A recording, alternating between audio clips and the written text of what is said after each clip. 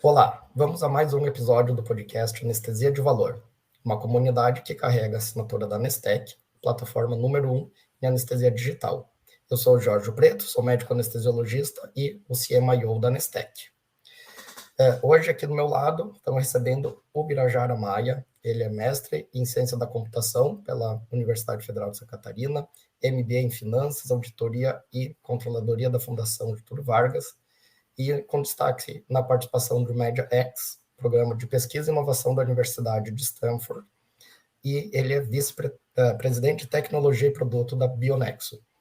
Birajara Maia, um prazer ter aqui com você, obrigado pelo seu tempo. Nós vamos falar um pouco hoje sobre como que a análise de grandes quantidades de dados sobre materiais e medicações gera um ganho de eficiência operacional para todos os envolvidos aí no cenário da saúde. Então, se apresenta, contextualiza um pouco para a gente o teu trabalho aí na Bionexo. Tem uma carreira grande já na saúde, né?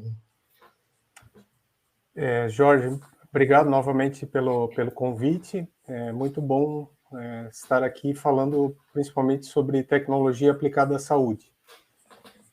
Meu papel é, como você descreveu na Bionexo, direcionar, guiar os produtos da companhia, sua tecnologia e operações, né? Então, a gente vai desde o ciclo de escutar o cliente, desenvolver as soluções e fazer as implantações, toda essa cadeia fechada. Então, acaba tendo uma função de operações, né? Ou seja, garantir que aquele produto esteja disponível, aquela tecnologia esteja adequada às necessidades.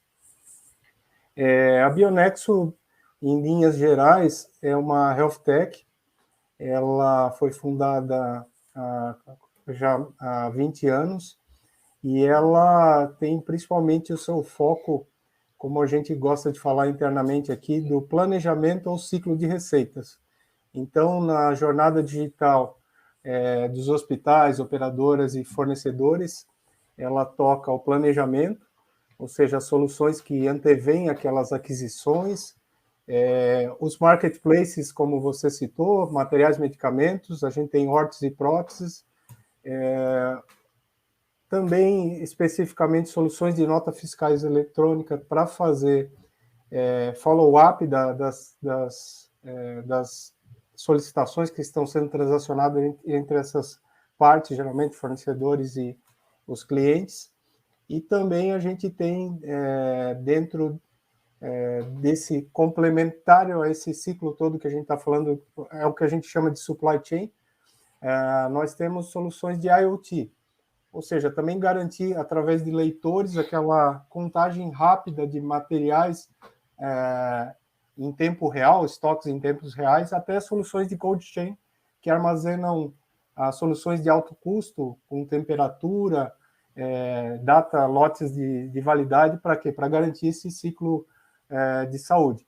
E em cima dessas soluções todas, a gente tem um grande data lake, creio que é o que a gente vai conversar também hoje aqui, onde a gente coloca um pouco de inteligência em cima desse grande volume transacionado, tocando a parte final de receita, ou seja, a gestão do ciclo de receita, seja de uma seguradora, de um hospital, para garantir que a conta do paciente esteja com os dados corretos, apropriados, para garantir aquela eficiência daquele faturamento até a glosa. A gente chega a tocar nesse ponto também. E um segmento novo também que nós entramos foi o segmento de clínicas e consultórios de grande porte, com uma solução também que atende através de uma plataforma SaaS esse segmento.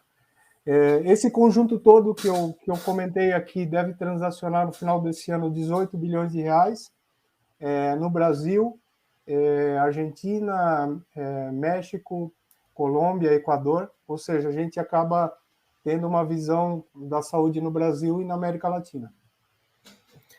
Para a gente que está lá dentro do centro cirúrgico, é um local de provavelmente maior consumo de materiais especiais dentro de um hospital, o centro cirúrgico. em menor tempo você tem consumo de medicação, de materiais. Então, isso faz muito parte do nosso dia a dia. E a gente sabe como é complexo você colocar tudo isso com uma logística adequada, né? Porque não adianta você deixar uma prótese lá um ano no hospital para ser usada, você tem que ter toda essa logística, estrutura de preços, e para você conseguir otimizar isso, com certeza vocês usam tecnologia e usam análise de dados. Você podia explicar para a gente assim, quais desses pontos foram mais críticos assim no sucesso da operação de vocês? Porque a gente acaba tendo uma visão global, mas às vezes a logística que é o problema para algumas coisas, outras coisas é a questão de marketplace para você conseguir um fornecedor principal, ou gerenciamento de estoque. Como que você vê como os principais gaps assim dessa área? Quais são e quais as soluções que vocês trouxeram sobre isso?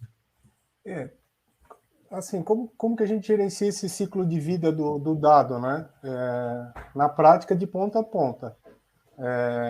Desde dos dados do próprio cliente, ou seja, daquela plataforma, a gente enriquece esse dado com inteligência, agrupa esses dados públicos e outras bases complementares. Os clientes geralmente têm RPs locais, algumas soluções, e a gente acaba extraindo uma série histórica, né? E também a parte transacional desses valores. O combinado de série histórica e valores transacionais, sejam dos RPs, a gente tem vários aplicativos, né? Dentro de um bloco cirúrgico, como você citou, também tem as soluções como a própria Nestec, ou seja, o hospital acaba tendo várias fontes de informação. E o combinado dessa série histórica, mais esses valores transacionados, que formam esse data lake, que a gente acaba com tecnologia de machine learning, colocando o que a gente chama em computação de labels. Então, a gente consegue organizar esses dados para que, na prática, a gente consiga tomar uma decisão, né?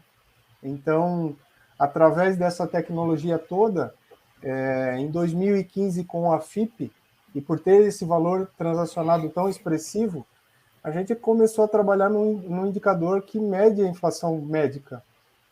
E o que significa isso? Significa que isso ajuda o hospital a tomar algumas decisões de margem e também ajuda a desenvolver algumas metas, né, para a rentabilização desses pacotes. Então, só para resumir, do ponto de vista transacional e de série histórica, e do ponto de vista de gestão, né? É um combinado dessas duas informações. Legal. Você conseguiria dar algum exemplo assim para a gente sobre gestão de estoque dessas coisas? Como que o uso da tecnologia ele consegue ajustar? Porque na parte do business a gente fala muito da regra do 80-20, né? De você ter os 20% dos produtos principais, digamos assim. Mas às vezes, se você não relacionar isso com o estoque, você acaba perdendo a eficiência operacional desses 20% mais rentáveis por questões de custo de estoque, de dificuldade de logística. Então, você deveria olhar sempre esse 80-20 quando você trabalha com estoque, pareando ele com o estoque, né? Você conseguiria dar alguns exemplos de como vocês conseguiram agilizar esse fluxo? Sim, as nossas soluções, tanto de planejamento como as soluções de IoT, para dar dois exemplos práticos, né? Elas tocam diretamente no estoque. De um lado, eu planejo para que eu não tenha ruptura, que é o que a gente está falando aqui, de outro lado, eu alimento esse estoque em tempo real. Então, o exemplo do centro cirúrgico que vai sendo consumido ali durante aquele procedimento, eu, em tempo real, preciso alimentar essa minha inteligência para saber que eu preciso fazer uma reposição, né? Esse é um dos exemplos, né?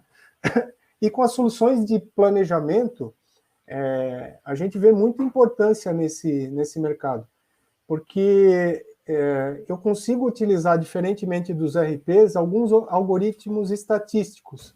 Então, eu consigo prever, de acordo com sazonalidade, de acordo com o nível de ruptura, e eventualmente até personalizado, alguns comportamentos, até porque eu conheço a série histórica, né? Eu consigo fazer com que eu tenha uma redução efetiva de estoque. E sobrando o estoque, eu tenho, na prática, um abastecimento, que é uma situação ótima, né? E, num segundo ponto, eu tenho menos dinheiro aplicado, ou seja, menos capex aplicado ali naquela situação. Volta mais caixa para o hospital ou para a operadora investindo no seu negócio core. Sim, Então, né? Você libera o fluxo de caixa, reduz o tempo, né, entre a compra e a utilização e o faturamento daquele, e daí você fica com mais dinheiro em caixa, ou seja, reduz o ciclo financeiro daqueles produtos. exato, porque Só explica para nossa audiência o que é a ruptura, que nem todo mundo tá exato. acostumado com esse tipo de termo, né? A ruptura é quando a gente vai consumir dentro de uma instituição azitromicina e ela não está disponível lá para administração. E isso significa que para o corpo clínico, ele precisa fazer alguma manobra, ou seja, ele precisa improvisar, né, doutor Jorge, de alguma maneira, né, a falta daquele medicamento, e isso significa também segurança, né, para o paciente, né, que a gente também administra num outro lado, que o medicamento que está ali, ele está dentro da validade, é um lote rastreável, né, pela Anvisa, ou seja, a gente está falando de segurança, né. E só para complementar, o planejamento também é importante para que a gente evite aquela compra emergencial, que é essa que a gente acabou de descrever aqui, né? Faltou aquele medicamento, seja por uma pandemia, uma endemia, e eventualmente eu tenho que correr para comprar qualquer valor. Isso sempre quando eu faço uma compra emergencial, a gente tem alguns benchmarks aqui, até por ter uma série histórica grande, significa que eu faço uma compra melhor, né? Seja por prazo de pagamento, seja por condição comercial e até mesmo pelo valor unitário, né? Sim, você acaba gerando, perdendo dinheiro fazendo a compra emergencial quando tem essa ruptura. Outro ponto que é, assim, pelo menos na anestesia, um ponto que tem algumas medicações que a gente nunca quer usar. São aquelas medicações que provavelmente vão ficar vencendo, né? Como que funciona assim? O sistema ele vai avisando um prazo antes, ó, tal medicação, tal lote, tá com o ponto de expiração. Como que vocês trabalham essa questão das medicações que precisam, são obrigatórias, que tenha disponíveis, mas que são medicações que raramente são utilizadas? Então, assim, tem vários níveis de alertas, tá? Como a gente chama, né? E esses alertas, eles são configurados seja pelo prazo de validade, seja pelo lote de fabricação, ou até pela documentação que precisa estar ali com aquela documentação técnica que tem que estar associada a determinados medicamentos, né? Então, é desse modo que a gente faz. E esses alertas são configurados, seja para o pessoal operacional, seja para o corpo clínico, eu consigo fazer com que essa informação chegue. Em alguns casos mais avançados, Jorge, a gente tem uma tecnologia que a gente chama de VMI, que é Vendor Management Inventory, ou seja, o estoque gerenciado pelo fornecedor, que é um ponto bem avançado de supply chain, que eu digo para aquele meu fornecedor, ó, tome conta aqui do meu estoque. Em alguns casos que as instituições conseguem estabelecer esse contrato, esse nível de serviço, um SLA, essa preocupação também ela passa a ser do fornecedor. Então, quando eu tenho um supply chain mais maduro, eu confio na minha rede de distribuição, ou seja, eu tenho uma avaliação boa de fornecedores e eles fazem aquela gestão, que é um nível mais avançado do que apenas eu armazenar dentro da minha instituição aquele material, aquele medicamento. Entendi. Que é muito do que a Amazon fez para revolucionar o mercado lá, foi cuidar desse tipo de entrega, né? De você conseguir conectar realmente o fornecedor com a pessoa que precisa. Assim, Mira, eu estou escutando você falar, né? Você fala muito sobre série histórica, né? Quanto tempo você consideraria uma série histórica mínima para você conseguir ter uma boa previsão já de analytics, assim, para um forecast ainda uns 6 meses? Olha, assim, a gente sempre considera 36 meses, Jorge, como para os algoritmos conseguirem fazer terem esses aprendizados, tá? O que aconteceu nos últimos 2 anos, né? Quando a gente teve a pandemia, naturalmente que a gente teve um consumo elevado, né? Bem sazonal de algumas medicações. Os kits para intubação, a gente estava falando há pouco, né, sobre corticoides. Então, luvas, no caso de materiais, ou seja, a gente bagunçou esses algoritmos, né, do ponto de Sim, vista computacional. Mas os algoritmos, percebendo essa movimentação, eles conseguiram indicar que precisariam diminuir esses intervalos para que as séries históricas fossem mais consideradas. E hoje a gente vê alguns casos com 12 meses, tá? Tirando, ou seja, quando a gente faz uma curva de Gauss, né? A gente tira aquela parte de cima e aquela parte de baixo, ou seja, na estatística é isso, e a gente acaba considerando essa média ponderada, e a série histórica fica mais precisa. Então, a gente tem trabalhado em muitos casos com 12 meses, tá? entendi.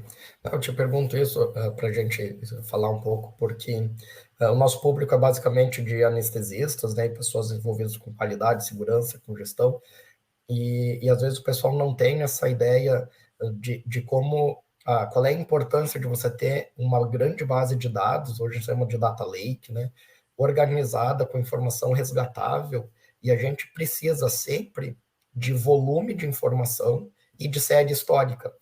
Não tem como a gente falar em análise avançada de dados, em Big Data, Machine Learning, se você não tiver dados organizados, rastreáveis e com uma série histórica mínima.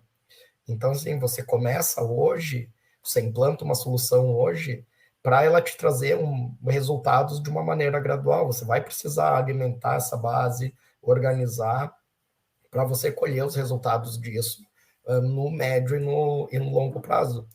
Só que, assim, para fazer isso, né, o melhor momento era ontem, o segundo melhor momento é hoje, porque senão você nunca começa a ter essa base de dados organizada. E como que vocês trabalham assim com essa e vocês gerenciam bases de vários locais, né? É do fornecedor, é do hospital, é do estoque. Vocês provavelmente têm um time de ciência de dados bem grande. Você poderia dar alguns exemplos assim das dificuldades maiores, também da interoperabilidade de dados, né? Porque você pega dados em formatos de maneiras diferentes. Eu imagino que seja um grande desafio isso para vocês, né? Que na Nestec é um grande desafio a gente pegar dado que está escrito no prontuário, dado da ficha de anestesia, e você tem que relacionar com o prontuário eletrônico, você vai ter que relacionar isso com o financeiro, com a auditoria. Então, cada vez que você vai colocando uma instância, né, um stakeholder aí diferente nisso, você está colocando uma camada de complexidade, porque às vezes até as linguagens, as leituras, os dados, as informações são muito diferentes, né? É uma questão desafiadora de responder. Excelente. O que eu posso te falar? Assim, eu só acrescentaria na questão de dados mais uma variável que é a variedade dos dados, né? Então, a gente tem volume e a gente tem o tamanho, né? O volume, né? E a gente tem uma complexidade adicional que é a variedade, que é isso que você acabou de falar. Quando a gente começa a pegar as bulas dos materiais e medicamentos, quando a gente começa a pegar dados do governo, quando a gente pega dados dos RPs dos clientes, quando a gente seja das plataformas que eles utilizam, isso tudo foi aquele ponto original onde a gente começou a pensar assim, como que resolve essa complexidade, né? E o insight foi, e a gente pode dividir isso sem nenhuma restrição, foi criar um cadastro único, que a gente chama de cadastro único bionexo. Porque qual que foi a dor, né? Como é que um hospital da região sul chama azitromicina e como um da região sudeste chama? Como que o fornecedor X chama aquele material e como que o fornecedor Y chama aquela família, né, de qual grupo terapêutico, né? Ou seja, como que eles classificam? Esse cadastro único foi a solução, onde a gente tem um trabalho, que é o que eu citei anteriormente, de curadoria, ou seja, a gente enriquece esse trabalho, que eu faço essa deparização. Sempre estou fazendo, eu tenho um time só cuidando desse cadastro. E aí sim, os meus analytics on top, ou seja, em cima desse cadastro, conseguem entender rapidamente, e por isso que para cada cenário, toda vez que alguém está consumindo uma nova algina, eu sei qual o princípio ativo, ou seja, por isso que eu consigo fazer o relacionamento. Então, foi esse o insight que a gente teve, é super trabalhoso, mas hoje ele ajuda muito nesse IPMH. Em breve a gente deve estar lançando também para esse mesmo índice de preços para o APME. A gente já está numa fase bem final com a FIP, em validações bem avançadas, e foi desse modo que a gente conseguiu fazer com que essa tecnologia fizesse sentido do ponto de vista de negócio. Quando a gente fala muito em algoritmo, né? E eu acho que o pessoal tem um pouco a ideia que você pega um algoritmo lá do Google, da Amazon, joga ali e ele vai te dizer o que fazer, né? Vai te dar resultado. E na área da saúde, assim, isso é o que eu vivo na Nestec, né? Eu estou supervisionando os algoritmos da Nestec.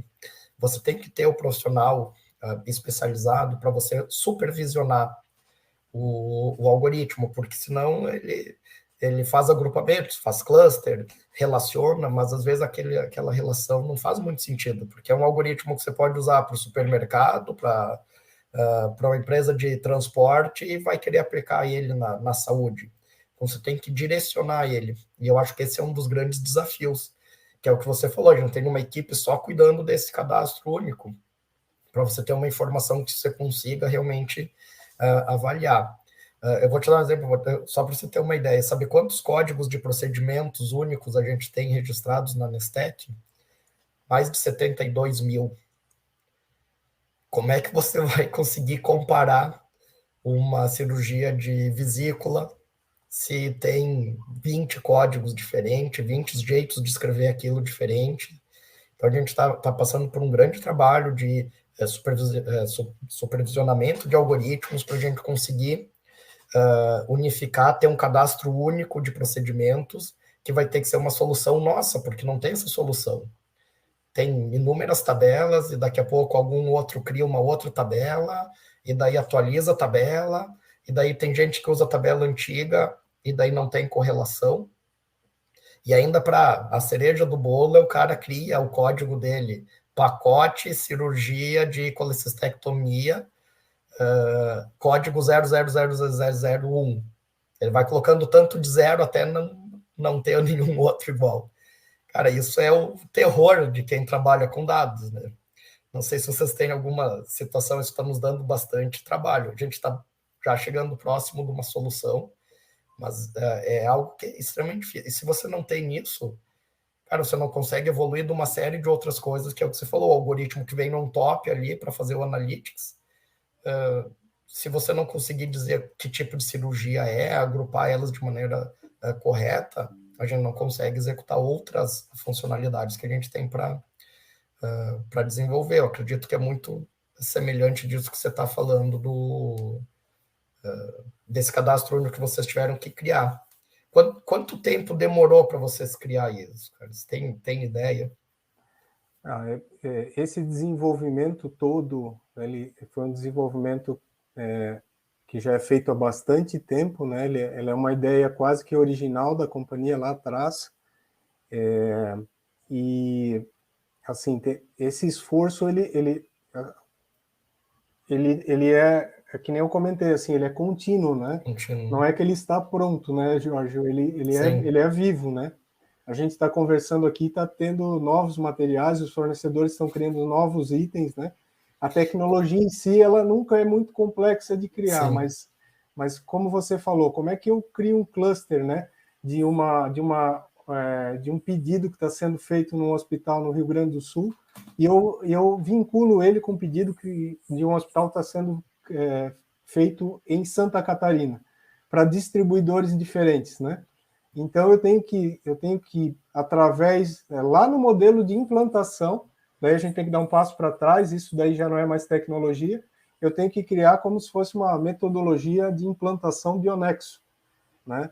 É assim como tem metodologia de implantação Anestec, que é a mesma, ou seja, para que o cliente já saia parametrizado com esse modus operandi.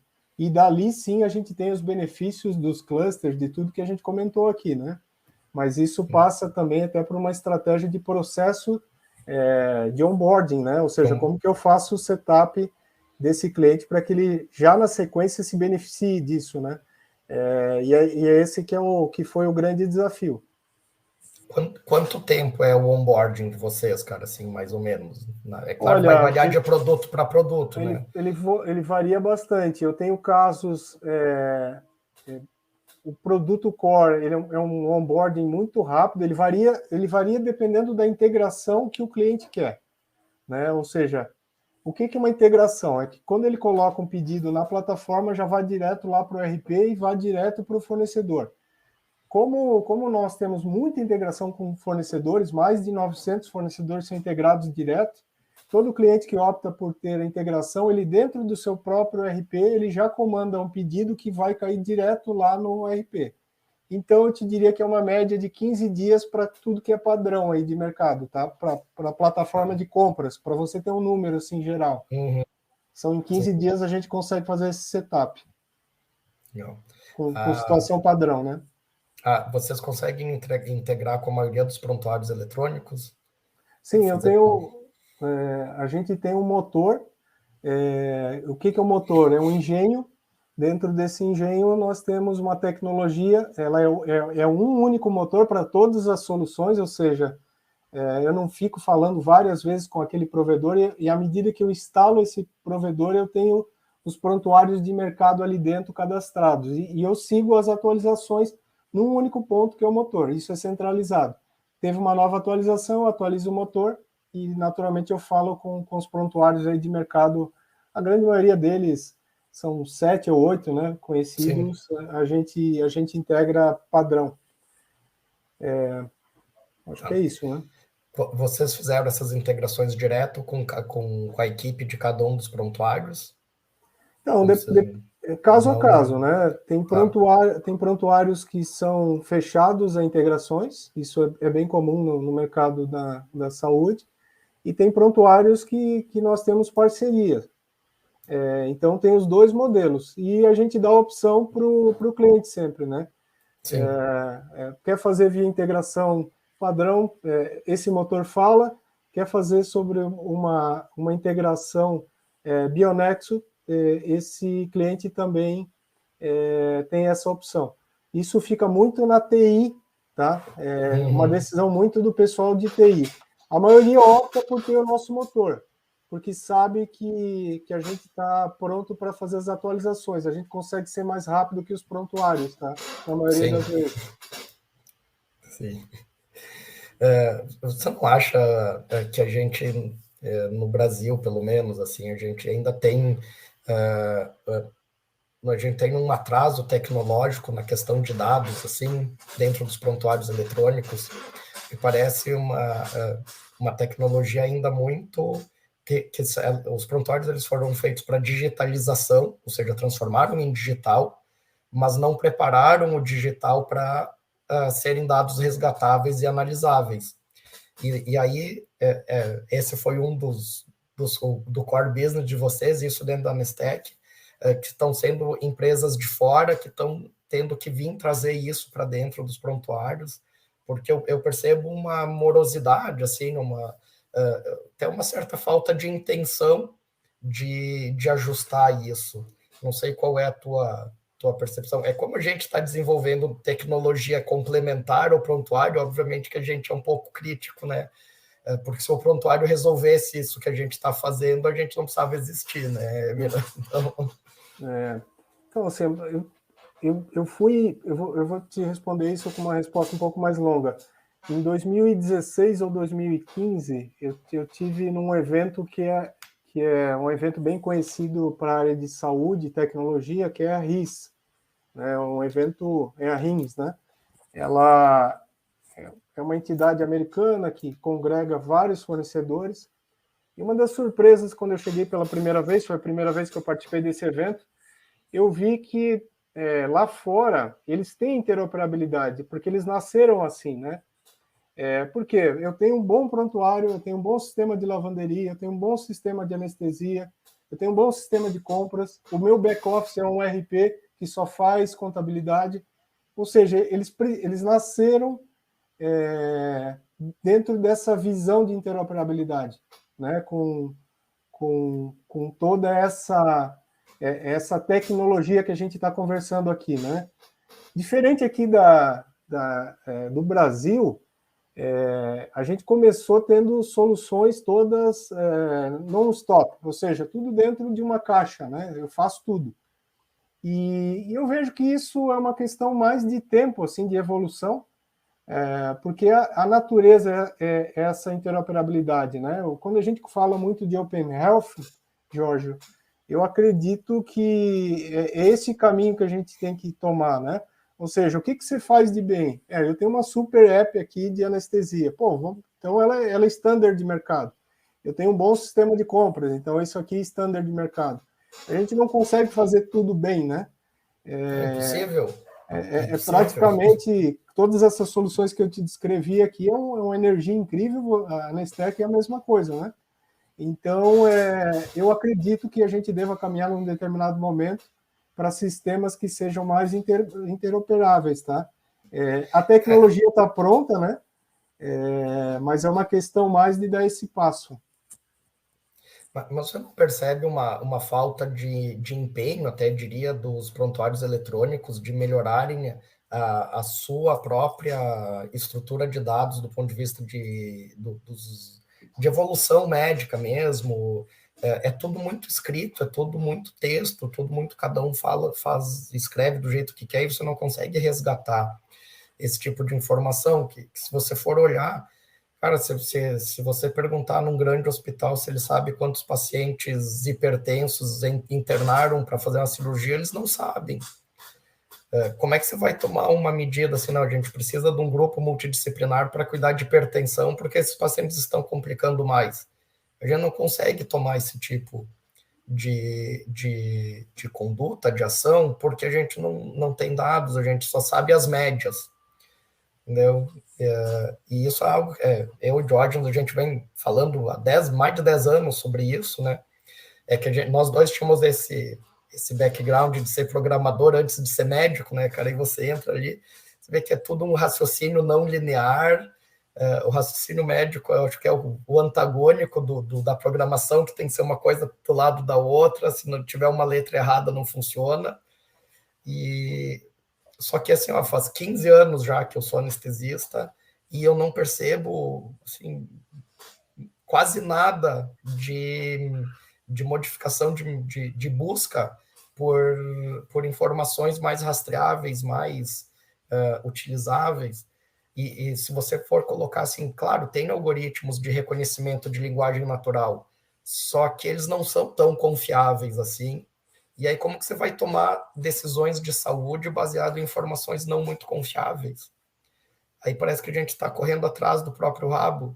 E aí entram as outras empresas paralelas que fazem isso muito bem. E aí, em vez do prontuário eletrônico abrir espaço para a gente, às vezes eles vão colocando barreira. Né? O cara não resolve, não ajuda a gente a resolver, não faz a parceria para deixar rolando de uma maneira mais funcional. Eu não sei se vocês percebem essa dificuldade assim também, principalmente dos grandes prontuários, né, que dominam a maior parte do mercado. Provavelmente são 3 os grandes, né?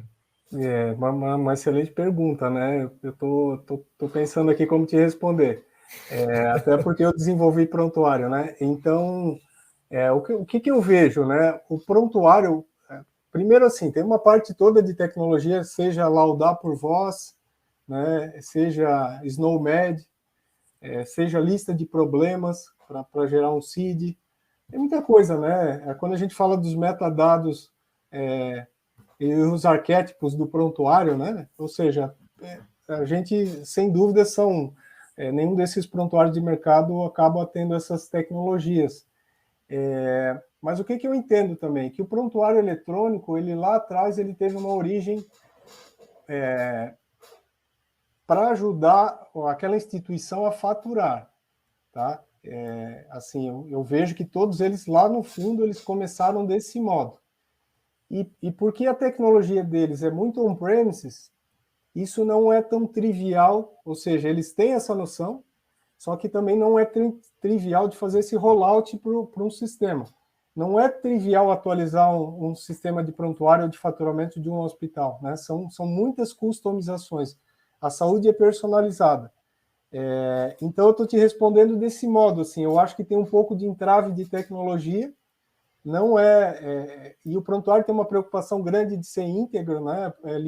Prontuário protegido, tem muita coisa, né? Tem as certificações da SBIS, então eu fico, é um dilema de Sofia que o prontuário passa, tá? Falando um pouco como tendo experiência nessa área. E eu vejo que quem vai resolver isso são os novos entrantes, tá, Jorge? Esse é o que eu imagino que seja um caminho. Tem vários prontuários novos SaaS. Nós temos um exemplo aqui de um dentro da Bionexo, né, que é o Clínica nas Nuvens, mas tem outros excelentes SaaS aí no mercado também. E esses prontuários novos, eles já vêm sem essas amarras todas, tá? Vêm baseados em dados científicos para que cada campo daquele é um metadado que consegue te gerar uma informação e você, através de um BI de terceiros, consiga fazer essa extração, né? Se ligar dentro de uma RedCap da vida, né? Ou seja, para colocar lá e ter dados clínicos comparáveis com outras instituições, saúde populacional. Então, o prontuário que entender que ele pode ser aberto e ele não vai perder aquele espaço dele de market share, eu vejo que isso, de novo, é uma visão otimista, tá? Eu vejo que... eu sou otimista, mas eu vejo que num determinado momento a gente vai ter que especializar isso, né? Eu vou ter que ter um bom sistema de faturamento. A gente escuta isso muito das grandes redes, né? Pô, eu quero um bom prontuário eletrônico, eu quero um sistema de faturamento, e você vê que isso é um monobloco hoje, né? Um pouco inseparável. Sim. E eu vejo que um pouco do... A gente está fazendo futurologia agora, né, Jorge? Mas eu vejo que a solução passa por eu ter essa independência. E aí eu consigo avançar com velocidade, tá? Mas sempre com tecnologia SaaS, tá? Que eu acho que é algo que vai fazer a diferença, né? On-premises eu não vou ter essa velocidade do SaaS. Sim. Eu concordo plenamente com o que você está falando. É o que a gente acredita. Como a gente começou a minha empresa, eu comecei com essa premissa, com essa forma. Aí a gente se fundiu com a Nestec tem a mesma visão. Vão ter que... E assim, óbvio, toda empresa que começou nos últimos 5 anos, pelo menos, né, algumas mais tempo, eles já são totalmente estruturados em cima de bancos de dados de alta qualidade. Aí sim, você vai ter interoperabilidade, você vai ter rastreabilidade, você consegue conectar aquelas novas tecnologias, independente do que for. Se ele está sedimentado num banco de dados de alta tecnologia, você consegue conectar, trocar dados, trocar informação. Então, as tecnologias recentes, elas todas têm esse contexto. Mas os grandes hospitais seguem usando os prontuários eletrônicos antigos. Cara, e trocar prontuário eletrônico de uma grande instituição é quase o apocalipse zumbi, cara. É um negócio que é terrível, difícil, vai dar um monte de problema, um monte de entrave. Então, eu acredito que a solução está nas empresas parceiras, onde você tenha cada um fazendo o seu trabalho muito bem, que é o que a Anestec se propõe a fazer, ser o melhor sistema de anestesia, um AIMS, né, que é um Anesthesia Information Management System, porque não é só anestesia, a gente tem que conectar com o faturamento, com a auditoria, com a glosa, com o consultório, com o laboratório, ou seja, não é só você digitalizar o documento da anestesia, é muito mais do que isso. E o que vocês fazem também, né, é muito mais do que fazer uma relação de material e medicamento, conectar o fornecedor com o comprador. Só que para isso a gente precisa estar aberto a realmente querer investir nessas tecnologias, mas eu não tenho outra saída, né? Tipo, o teu prontuário eletrônico que foi feito para ser administrativo, ele não vai resolver todas as outras questões do teu hospital. E hoje a gente tem num hospital uma série de sistemas correndo tudo em paralelo, né? Tem hospital que tem 20 e tantos sistemas em paralelo, que a maioria deles um não conversa com o outro, e se não derrubar o sistema, já não tem que derrubar o banco de dados já está ótimo, né, cara? Então, eu acredito que com essa consolidação do mercado que começou nos anos atrás, a gente está nessas fusões, aquisições, onde você está com muitos investidores colocando um dinheiro alto na saúde, eles não vão mais aceitar isso. Eu não tenho essa informação, eu não tenho esse dado. Cara, esse dado ele não é fundamental para você tomar decisões adequadas na tua operação? Então, resolve. Então, eu acho que nós vamos passar por uma aceleração agora desse processo de agrupamento, de conexão de novas tecnologias, porque eu vejo que essa consolidação ela vai acelerar isso, porque uma grande rede não vai aceitar ter perdas ou não fazer um saving de 2% na compra de material e medicamento, cara, que 2% na operação da rede é a quantidade gigantesca de dinheiro. Mas, sabe por que eu não consigo fazer isso? Não, porque eu não tenho o dado que eu preciso. Então resolve, dá um jeito de ir atrás desse dado. Eu não sei qual é a tua visão, assim, se essa consolidação vai acabar se refletindo nesse ecossistema das empresas que estão ao redor, assim, do sistema, conectadas com o sistema de saúde como um todo. Eu concordo bastante aí com o que você acabou de colocar. Quando a gente fala dos times de tecnologia das operadoras, dos hospitais, né, dos fornecedores, eles também são super pressionados, né, para entregarem tecnologias que sejam plugin, que a gente coloque, instale e saia rodando. E o desafio do CIO, ele acaba sendo grande, né, porque ele começa a falar dos famosos barramentos aí da área da saúde, né, que ele precisa transportar aquela informação de modo seguro, rotear aquela informação.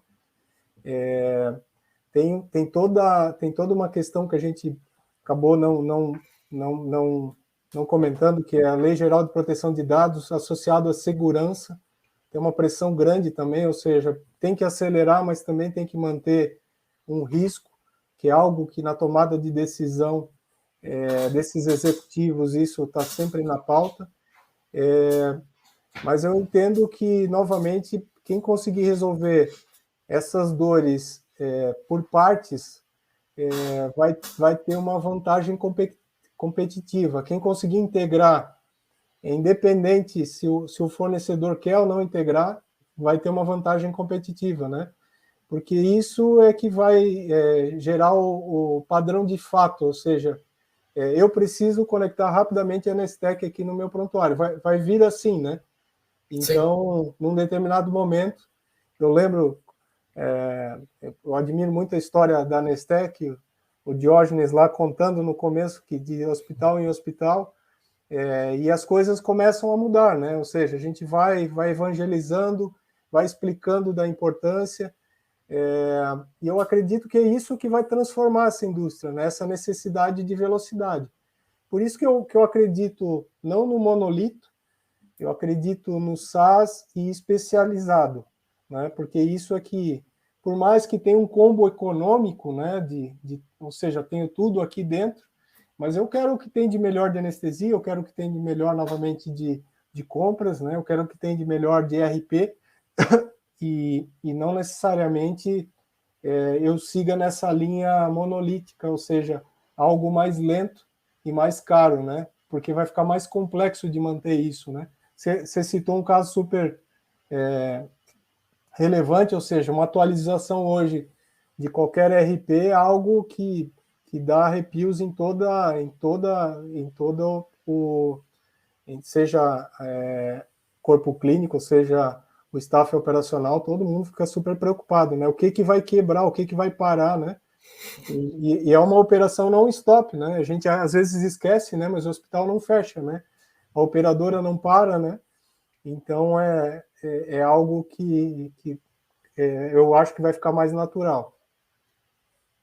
Bom, você falou em evangelizar, né? Catequizar um pouco o mercado. A gente fala isso que normalmente você tem algumas pessoas um pouco mais visionárias que elas já enxergam aquele roteiro, aquela dor do mercado como um todo, e aí o empreendedor é o cara que vai lá e vai ir atrás de resolver aquela dor do mercado, né? Aí agora, esse ano a Nestec faz 10 anos, então eu estou trabalhando aqui nesse ano, vim para somar aí como abrir uma parte mais acadêmica, científica dentro da Nestec, porque a gente chegou a um ponto de ter 1.200.000, 300.000 anestesias, tem um data lake gigantesco, e agora a gente tem que colocar muita tecnologia, algoritmo supervisionado, para a gente começar a extrair a inteligência contida nesses dados.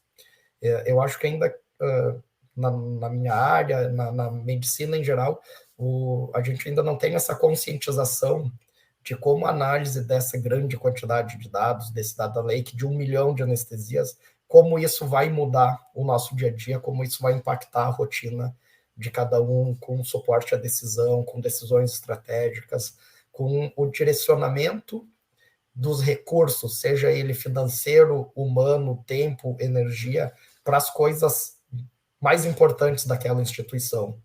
E como você falou, a saúde é personalizada, cada hospital tem um contexto, uma cultura diferente, e você analisando essa grande quantidade de dados, você vai trazer respostas adequadas para aquela realidade.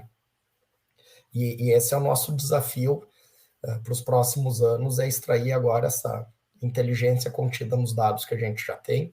A gente já tem no Data Lake, tem na série histórica, tem no volume. Agora nós vamos começar a trazer uma série de insights, de novidades, muito voltada para a área do machine learning, para o deep learning, para realmente a inteligência em cima dessas grandes bases de dados. Só que a gente só consegue fazer isso agora porque há 10 anos atrás a gente começou um sistema pronto para fazer isso. E eu, como assim, já está encerrando aqui, já teve um bom tempo de conversa, né? A minha mensagem, talvez final aqui, é dizendo assim: se você não começar hoje a organizar os dados, daqui a um ano você segue fazendo a mesma coisa de maneira desorganizada, gastando tempo, dinheiro e pessoas para fazer coisas que poderiam ser muito mais ágeis, precisas e automatizadas. Né? Bira, agradeço muito de novo você ter conversado, adorei essa conversa com você, acho que foi muito interessante. O que você deixaria de mensagem final aí para o pessoal que está nos escutando? Eu acho que eu deixaria uma mensagem para reforçar esse teu último statement. O estágio que nós estamos agora na tecnologia é de criar aquele carrinho inteligente de compras lá do comprador, ou seja, o carrinho vai... Você também gostaria de levar isso, ou seja, eu tenho um combo com um pacote mais atrativo, eu tenho isso do lado do comprador, né? Ou seja, a gente deixar aquela gestão, aquele transacional inteligente. Quando eu falo de fornecedor, a mesma coisa, eu preciso responder automaticamente, ou seja, como é que eu dou inteligência para que esse cara consiga ser mais produtivo, que é bem exatamente isso que você está descrevendo. Essa construção de dados é que faz com que a gente tenha essa capacidade, ou seja, leve essa tecnologia embarcada, essa inteligência embarcada, né? Que é isso que, no fundo, a gente está falando. Mas eu entendo que, eu acho que como mensagem final, a gente quer levar essa solução com transparência, inteligência, para tornar a saúde melhor. No fundo, é isso que é o nosso grande propósito aqui, Jorge. Adorei estar aqui contigo. Obrigado, cara. Então, Agora a gente encerra aqui nosso podcast de Anestesia de Valor e muito obrigado a todos que nos escutaram. Birajara Maia, VP da Bionex, muito obrigado novamente por participar.